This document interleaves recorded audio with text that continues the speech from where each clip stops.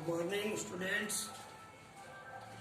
आज 10th के बच्चे हम लोग पढ़ेंगे प्रकाश का अपवर्तन। प्रकाश का परावर्तन, उससे संबंधित घटनाएं हम लोग पढ़ चुके हैं। आज हम लोग पढ़ेंगे प्रकाश का अपवर्तन। तो आप हेडिंग करो, क्लास 10th के बच्चे, प्रकाश का अपवर्तन।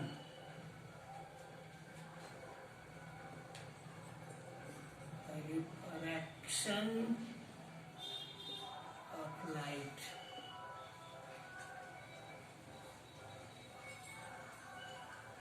प्रकाश का अपवर्तन, रिफ्रैक्शन ऑफ लाइट।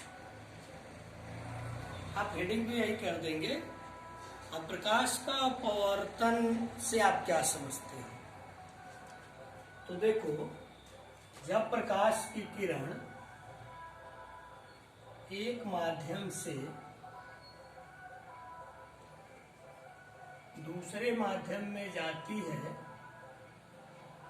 तो अपने मार्ग से विचलित होती है।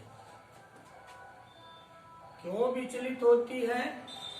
यदि एक माध्यम से दूसरे माध्यम में जाती है तो उसके वेग में परिवर्तन होता है, जिसके कारण वो अपने वास्तविक पथ से विचलित होती है।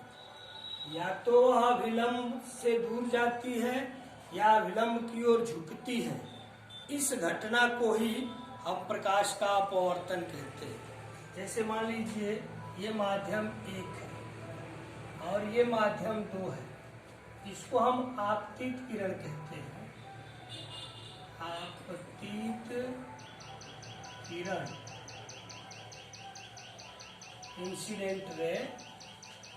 इसको हम अभिलंब कहते हैं, अभिलंब, नॉर्मल। और इसको अपवर्तित किरण, रिफ्रैक्टेड रे। ये कोण आपतन कोण और ये अपवर्तन कोण, इसको आर कहते हैं। तो जब प्रकाश की किरण एक माध्यम से दूसरे माध्यम में जाती है तो उसके वेग में परिवर्तन होता है। वेग में परिवर्तन होने के कारण अपने वास्तविक पथ से वो विचलित होती है। या तो अभिलंब से दूर जाती है या विलंब की ओर झुकती है। और इस घटना को ही हम प्रकाश का अपवर्तन कहते हैं। तो पहले हम इसकी परिभाषा लिखें। आप परिभाषा लिखो। जब प्रकाश की किरण, जब प्रकाश की किरण एक माध्यम से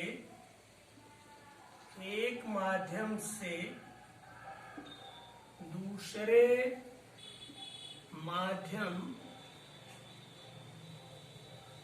में जाती है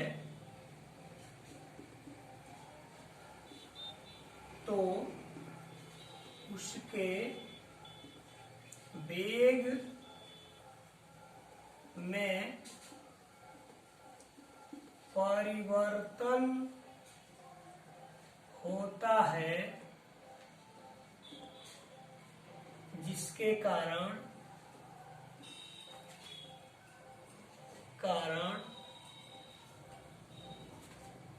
वह अपने वास्तविक पथ से विचलित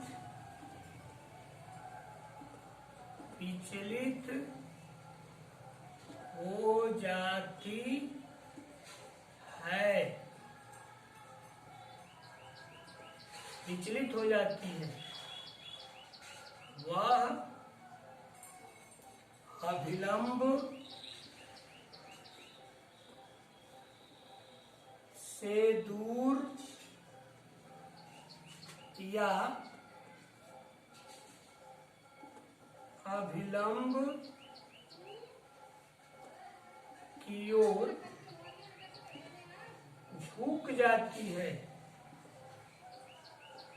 झुक जाती है, इसी घटना को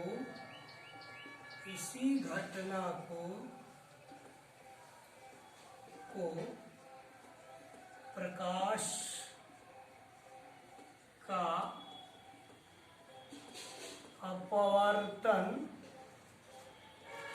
कहते हैं।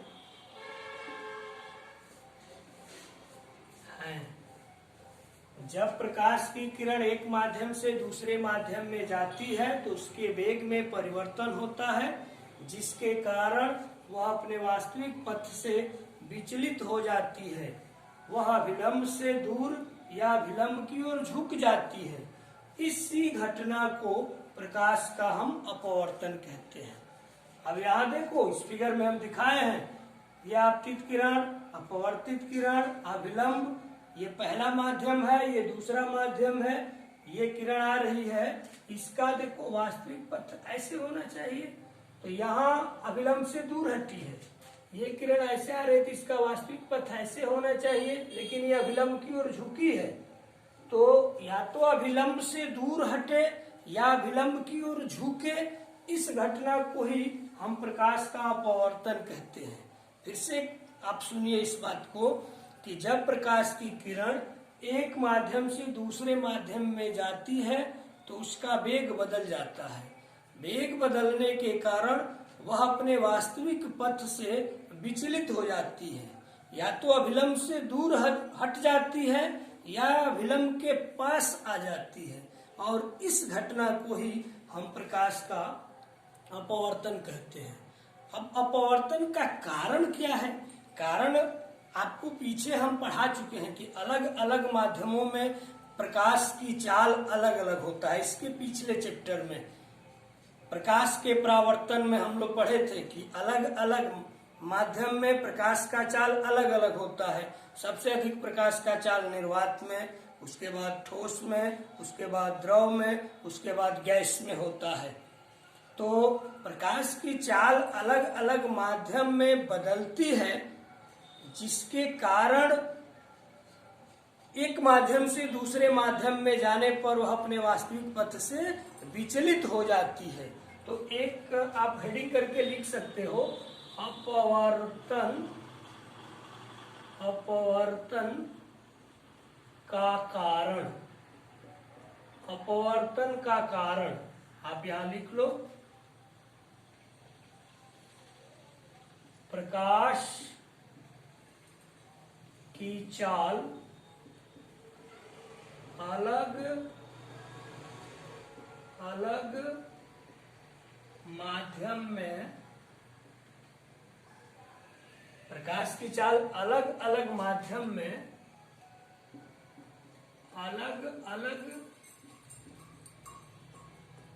होती है। प्रकाश की चाल अलग अलग माध्यम में अलग अलग होती है, जिसके कारण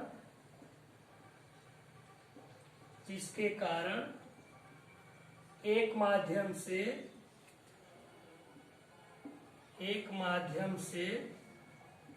दूसरे माध्यम में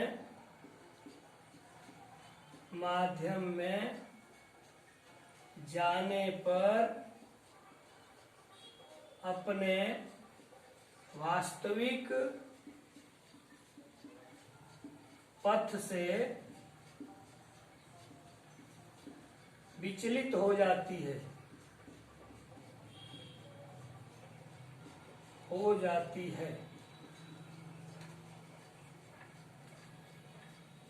यानी प्रकाश की चाल अलग अलग माध्यम में अलग अलग होती है, जिसके कारण एक माध्यम से दूसरे माध्यम में जाने पर अपने वास्तविक पथ से विचलित हो जाती है। यह अपवर्तन का कारण। अब अपवर्तन के नियम आप रीडिंग कर दो। अपवर्तन का नियम, लॉज ऑफ रिफ्रैक्शन।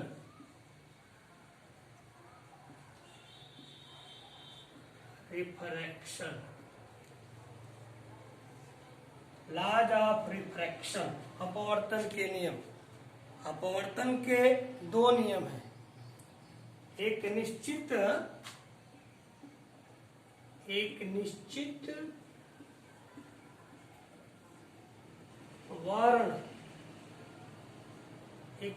वर्ण तथा एक माध्यम युग्म के लिए साइन आई तथा साइन आर का अनुपात कांस्टेंट होता है। इसे अपवर्तन का पहला नियम कहते हैं। दूसरा नियम आपतित किरण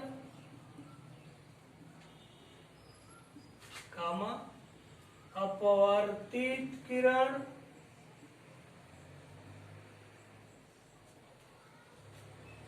आपतन बिंदु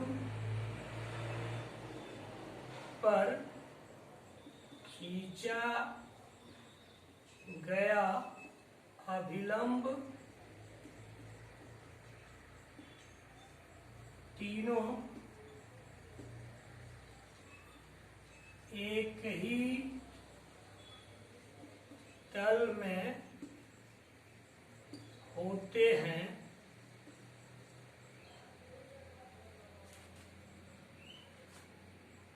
यह अपवर्तन का दूसरा नियम है। जो अपवर्तन का दूसरा नियम है।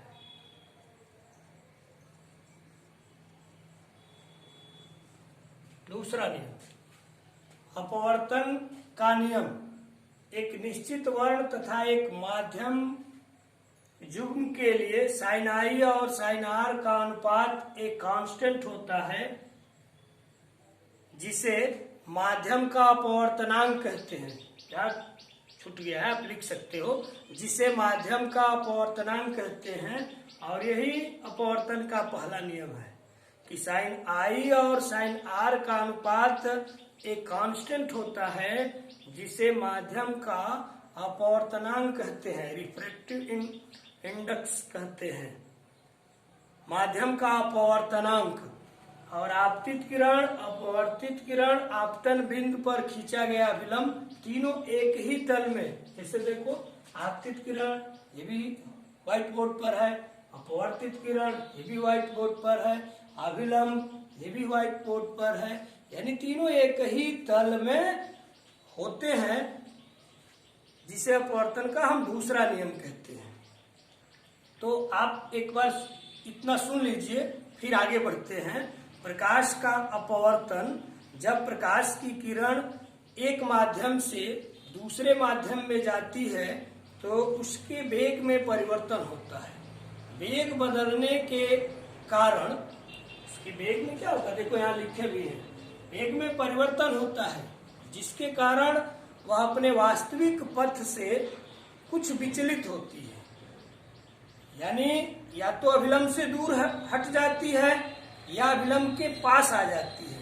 इस घटना को ही हम प्रकाश का अपवर्तन कहते हैं। इसको आप एक सिस्टम में ऐसे कह सकते हो कि जब प्रकाश की किरण एक माध्यम से दूसरे माध्यम में जाती है तो उसके वेग में परिवर्तन होता है, जिसके कारण प्रकाश की किरण अपने वास्तविक पथ से कुछ विचलित हो जाती है। या तो वह अभिलंब से दूर हट जाती है या अभिलंब के पास आ जाती है। इस पूरी घटना को हम प्रकाश का अपवर्तन कहते हैं। अब इसका कारण क्या है कि भिन्न भिन्न माध्यमों में प्रकाश की चाल भिन्न भिन्न होती है, जिसके कारण एक माध्यम से अगर दूसरे माध्यम में प्रकाश की किरण जाती है तो चाल में परिवर्तन होने के कारण वह अपने वास्तविक पथ से विचलित हो जाती है। अपवर्तन के नियम कि एक निश्चित वर्ण या एक माध्यम युग्म के लिए साइन आई और साइन आर का अनुपात एक कांस्टेंट होता है, जिसे माध्यम का अपवर्तनांक कहते हैं, और यह अपवर्तन का पहला नियम है। फिर दूसरा नियम कि आपतित किरण, अपवर्तित किरण और अभिलंब तीनों एक ही तल में होते हैं, ये दूसरा नियम है। अब इसको आप देख लीजिए, क्लास 10th के बच्चे बहुत आराम से पढ़ा रहे हैं, आप देखिए, कहीं प्रॉब्लम होगी आप पूछिएगा। प्रकाश का अपवर्तन, अपवर्तन का कारण और अपवर्तन का नियम, ये 3 बात अभी बताए हैं। अब आइए इसके आगे हम चलते हैं कि प्रकाश के अपवर्तन की घटना में आप देख रहे हैं कि वह अपने वास्तविक पथ से विचलित हो रही है, या तो अभिलंब की ओर झुक रही है या अभिलंब से दूर हट रही है। अब प्रश्न आपके मन में उठ रहा होगा कि प्रकाश की किरण क्यों अभिलंब से दूर हटती है और क्यों अभिलंब के पास आती है। अब इस पॉइंट को हम बता रहे हैं। भाई आप अपवर्तन की घटना में आपको हम बताए हैं ना कि एक माध्यम से दूसरे माध्यम में जब जाती है प्रकाश की किरण, तो अपने वास्तविक पथ से कुछ डिस्टर्ब होती है, या तो अभिलंब से दूर हटती है या अभिलंब के पास आती है। इस घटना को ही हम प्रकाश का अपवर्तन कहते हैं। तो अब क्यों अभिलंब से दूर हटती है और क्यों अभिलंब के पास आती है, अब इस कारण को हम आपको बता रहे हैं। तो इसको समझने के लिए 1-2 पॉइंट पहले इधर ध्यान दीजिए। जैसे मान लो सघन माध्यम, सघन माध्यम, विरल माध्यम, माध्यम, इससे आप क्या समझते हो? साधारण तौर पे या मोटे स्तर पे हम कहते हैं कि जिस माध्यम में कण बहुत पास पास होते हैं उसको हम सघन माध्यम कहते हैं। ये साधारण परिभाषा मोटे स्तर पे कि जिस माध्यम में कण बहुत पास पास होते हैं उसको हम सघन माध्यम कहते हैं, और जिस माध्यम में कण दूर दूर होते हैं उसको हम विरल माध्यम कहते हैं। दूर दूर होते हैं उसको हम विरल माध्यम कहते हैं। लेकिन अब इसकी स्टैंडर्ड परिभाषा सघन माध्यम और विरल माध्यम की क्या है, तो इसको समझने के लिए जैसे देखो, अगर हम ऐसे लिख रहे हैं N12, N12 का मतलब माध्यम 1 का अपवर्तनांक माध्यम 2 के सापेक्ष। ध्यान से इसको आप पकड़िएगा। N12 माध्यम 1 का अपवर्तनांक माध्यम 2 के सापेक्ष। दूसरे स्टेप में N12 जब चाल के रूप में हम लिखते हैं तो माध्यम 2 में प्रकाश की चाल बटा माध्यम 1 में प्रकाश की चाल। देखो N12 अपवर्तनांक के रूप में लिखा जा रहा है तो माध्यम 1 का अपवर्तनांक माध्यम 2 के सापेक्ष। जब चाल के रूप में लिखा जा रहा है तो ये दूसरा वाला ऊपर हो जा रहा है जो बाद में है, माध्यम 2 में प्रकाश की चाल बटा माध्यम 1 में प्रकाश की चाल। अपवर्तनांक के रूप में पहले का अपवर्तनांक दूसरे के सापेक्ष, और चाल के रूप में दूसरे का चाल ऊपर और पहले का चाल नीचे। ठीक इसी प्रकार जैसे मान लो N21 लिखेंगे तो क्या लिखेंगे, माध्यम 2 का अपवर्तनांक 1 के सापेक्ष। चाल के रूप में लिखेंगे तो ये वाला ऊपर हो जाएगा, माध्यम 1 में प्रकाश की चाल बटा माध्यम 2 में प्रकाश की चाल। इसी प्रकार अगर ऐसे लिखा जाए N1 और यहाँ मान लो खाली छोड़ दिया जाए तो चाल के रूप में आप क्या लिखोगे, जो खाली है यानी निर्वात में प्रकाश की चाल, निर्वात में प्रकाश की चाल बटा 1 माध्यम 1 में प्रकाश की चाल, या इसको हम लिख सकते हैं निर्वात में प्रकाश की चाल C लिखते हो, माध्यम 1 में प्रकाश की चाल मान लो हमने V1 लिख दिया, तो इसको हम कहते हैं निरपेक्ष अपवर्तनांक। निरपेक्ष अपवर्तनांक का मतलब क्या कि निर्वात में प्रकाश की चाल और किसी माध्यम में प्रकाश की चाल के अनुपात को उस माध्यम के सापेक्ष निरपेक्ष अपवर्तनांक कहते हैं। निर्वात में प्रकाश की चाल तथा माध्यम में प्रकाश की चाल के अनुपात को हम निरपेक्ष अपवर्तनांक कहते हैं। यहाँ आप कह सकते हैं आप कि 1 का निरपेक्ष अपवर्तनांक, माध्यम 1 का निरपेक्ष अपवर्तनांक, यानी जब किसी माध्यम का निर्वात के सापेक्ष अपवर्तनांक निकाला जाता है तो उसको हम निरपेक्ष अपवर्तनांक कहते हैं। इसी तरह से मान लो अगर N2 यहाँ खाली हो गया तो निर्वात में प्रकाश की चाल बटा माध्यम 2 में प्रकाश की चाल, तो C/V2 आप लिख सकते हो। इसको माध्यम 2 का निरपेक्ष अपवर्तनांक कह सकते हो। आप अगर अनुपात करो N1/N2 करो तो देखो C/V1 और ये उल्टा हो जाएगा V2/C, ये कैंसिल हो गया, तो N1/N2 is equal to V2/V1। N1/N2 is equal to V2/V1, इसको हम लिखते हैं जैसे N1/N2 है तो इसको हम लिखते हैं N12 is equal to V2/V1। थोड़ा सा कठिन है, देखिएगा। अगर इसको उल्टा कर दो N2/N1 कर दो तो ये हो जाएगा N21 is equal to V1/V2।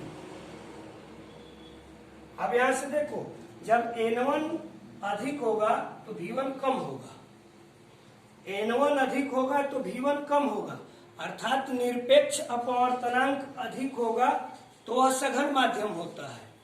जैसे सघन माध्यम में मोटे तौर पे परिभाषा आपको बताए कि जिस माध्यम में कण पास पास हो, या स्टैंडर्ड परिभाषा N1 अधिक हो, N1 अधिक होने का मतलब निरपेक्ष अपवर्तनांक अधिक हो, तो निरपेक्ष अपवर्तनांक अधिक होगा तो वह सघन माध्यम होगा। यहां देखो, जब यही N1 कम होगा तो V2 अधिक हो जाएगा, जब V2 अधिक होगा यानी N1 कम हो जाएगा तो वेग अधिक हो जा रहा है, तो उस स्थिति में हम उसको कहते हैं विरल माध्यम। यानी जिस माध्यम में अपवर्तनांक निरपेक्ष अपवर्तनांक अधिक होता है तो सघन माध्यम कहलाता है, और जहां निरपेक्ष अपवर्तनांक कम होता है वो विरल माध्यम कहलाता है। अब स्नेल का नियम sin I/sin R is equal to constant, उसको स्नेल का नियम भी कहते हैं। अब उस स्नेल के नियम को हम लोग लगाते हैं, देखो कैसे। हमको दो बात बताने के लिए कि सघन माध्यम किसे कहते हैं, विरल माध्यम किसे कहते हैं, उसको समझाने के लिए इतना काम करना पड़ा।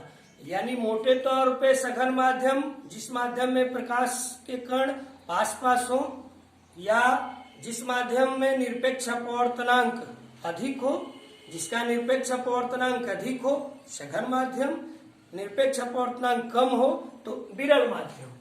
अब देखो, जैसे मान लो ये प्रकाश की किरण, अरे ये यहाँ ये अभिलंब है, इसको N1 और इसको मान लो हम N2 मान ले रहे हैं। N1 greater than N2, N1 का मान अधिक है, अर्थात ये मान लो सघन माध्यम है, ये सघन है और ये विरल माध्यम है, ये विरल माध्यम है। दूसरा फिगर देखो, जैसे मान लो ये प्रकाश की किरण आ रही, यहाँ ऐसे अभिलंब खींचा गया है, यहाँ हम विरल माध्यम कर दे रहे हैं। विरल माध्यम, ये सघन माध्यम, यानी यहाँ N1 और ये N2, ये N1 कम होगा तो विरल माध्यम होगा, और यहाँ N1 अधिक होगा तो सघन माध्यम होगा, यानी N1 is less than N2। अब देखिए स्नेल का नियम यहाँ लगा रहे हैं, तो sine I upon sine R is equal to, जिस माध्यम में प्रकाश की किरण प्रवेश करती है N, उसको पहले लिखते हैं N2, 2 में प्रवेश कर रही है, 1 इज इक्वल टू N21। देखो यहाँ N21 को हम लिखे हैं, N21 को कितना, N2 अपान N1, इसको हम लिख सकते हैं N2 अपान N1। यहाँ क्या देख रहे हैं कि N1 is greater than N2, N1 greater than N2 है। तो जब N1 ग्रेटर देन N2 है तो ये R ग्रेटर देन I होगा, तो R is greater than I। चूंकि N1 is greater than N2, इसलिए R is greater than I। अब यहां देखिए ये आपतित किरण है ना, वास्तव में ये ऐसे निकलती है ना, इसका पथ है, पथ से विचलित नहीं होती, लेकिन जब एक माध्यम से दूसरे माध्यम में जाती है तो वेग में परिवर्तन होने के कारण अपने पथ से क्या होती है, विचलित होती है, या तो अभिलंब से दूर या अभिलंब के पास। तो यहाँ देख रहे हो कि N1 is greater than N2, यानी R का मान I से अधिक होगा, तो ये I और ये R होता है। तो I से अधिक कब होगा, जब इधर जाएगा, अगर इधर आएगा तो कम हो जाएगा, और ये इसका वास्तविक पथ है, इसलिए ये ऐसे निकल जाती है। अब ऐसे निकल गई तो देखो ये R, ये पूरा R हो गया, R अधिक हो गया। चाहो तो आप इसको मिटा सकते हो, इसको मिटा सकते हो। यही कारण है कि जब सघन से विरल में जाती है प्रकाश की किरण तो अभिलंब से दूर हटती है। दूसरे वाले फिगर के लिए फिर यही फार्मूला लगाओ, sine I upon sine R is equal to, दूसरे माध्यम में जा रही है ना, यानी N2 1 is equal to N2 upon N1। यहाँ देखो N1 कम है, यानी N1 is less than N2, इसलिए R is less than I होगा। अब ये देखो I है, ये वास्तविक पथ इसका ये है, अगर डिस्टर्ब नहीं होती तो ऐसे जाती, लेकिन माध्यम में परिवर्तन होने के कारण वेग में परिवर्तन होता है। अब वेग में परिवर्तन होने के कारण अपने पथ से विचलित होती है। यहाँ आप देख रहे हो कि R का मान कम होगा, तो ये I है और ये R है ऐसे, तो अब इसका मान कब होगा, अगर ये इधर जाएगी तो अधिक हो जाएगा, ये जब इधर आएगी इस तरह से ऐसे आएगी तभी तो ये कम होगा, यानी ये R होगा। अर्थात इसको आप चाहो तो ऐसे मिटा दो, ये मिटा दिए, क्या हो गया, अभिलंब की ओर झुक गई। तो क्या हम लोग रिजल्ट निकाले कि सघन से जब विरल माध्यम में जाती है तो प्रकाश की किरण अभिलंब से दूर हटती है, और जब विरल से सघन में आती है तो प्रकाश की किरण अभिलंब के पास आती है।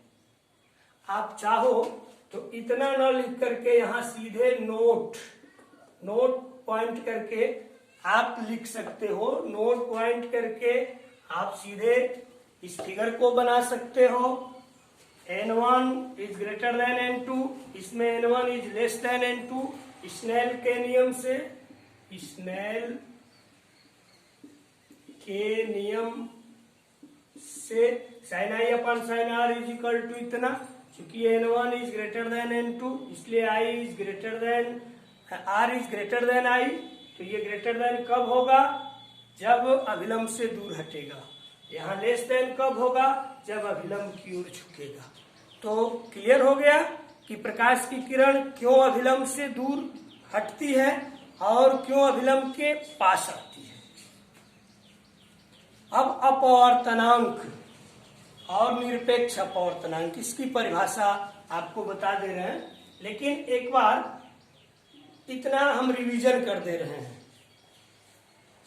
और कुछ बच्चों की इस तरह की डिमांड है कि सर जी थोड़ा धीरे धीरे चलिए, तो बहुत आराम से। 10th में सिलेबस भी बहुत नहीं है, सिलेबस में बहुत दम नहीं है, इसलिए बहुत आप भी परेशान न हो और बहुत आराम से पढ़ा रहे हैं।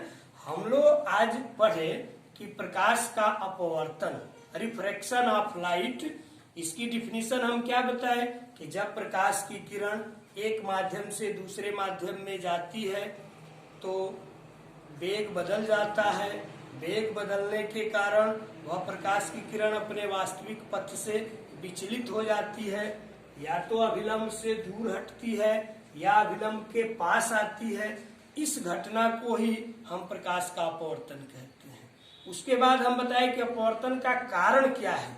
कारण में आपको बताया, आपको पिछले चैप्टर में भी पढ़ा चुके हैं कि अलग अलग माध्यम में प्रकाश की चाल अलग अलग होती है, तो माध्यम बदलने पर उसके चाल में परिवर्तन होता है, अर्थात वेग में परिवर्तन होता है। तो वेग में परिवर्तन होने के कारण वह अपने वास्तविक पथ से कुछ विचलित हो जाती है।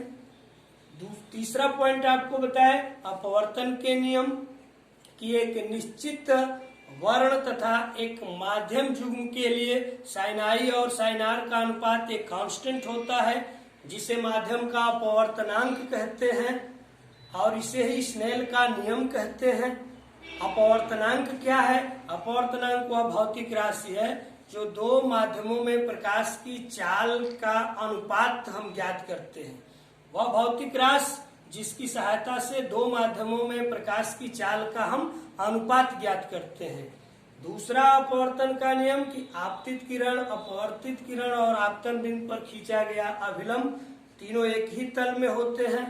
और नोट पॉइंट में हम आपको बताए कि प्रकाश की किरण एक माध्यम से दूसरे माध्यम में जाने पर क्यों अभिलंब से दूर हटती है और क्यों अभिलंब के पास आती है। ये मुख्य पॉइंट को समझना है, थोड़ा सा कठिन है। क्यों अभिलंब से दूर हटती है और क्यों अभिलंब के पास आती है, तो इसको समझाने के लिए हम इसकी मदद लिए। यहाँ आप देख भी रहे हो कि N1 is greater than N2, यानी सघन माध्यम किसको कहते हैं, विरल माध्यम किसको कहते हैं। तो N1 is greater than N2, तो R is greater than I, तो R का मान कब अधिक होगा? ये तो वास्तविक पर विचलित नहीं होती तो ऐसे आती। R अधिक हो रहा है तो कब होगा? जब दूर जाएगी, इसीलिए अभिलंब से दूर हटती है। और यहाँ R का मान कब कम होता है? कम कब होगा? अगर कम नहीं होता ये सीधे ऐसे आती, कम होने के कारण अभिलंब की ओर झुक जाती है। तो क्लियर हो गया कि कब अभिलंब की ओर झुकती है या क्यों अभिलंब की ओर झुकती है और क्यों अभिलंब के पास आती है। तो आज इतना ही रहने दिया जाए। कल आपको अपवर्तनांक, निरपेक्ष अपवर्तनांक की डिफिनीशन लिखवा देंगे। इससे संबंधित अन्य घटनाओं के बारे में अगले वीडियो में हम लोग चर्चा करेंगे। तो 10th के बच्चे बहुत आराम से आप पढ़िए। केवल एक टॉपिक पढ़ाए हैं, प्रकाश का अपवर्तन, अपवर्तन का कारण, अपवर्तन का नियम और प्रकाश की किरण क्यों अभिलंब से दूर हटती है और क्यों अभिलंब के पास आती है। ठीक है, तो रहने दिया जाए। आप अपना ख्याल रखिए, पढ़िए। ओके, बाय, धन्यवाद।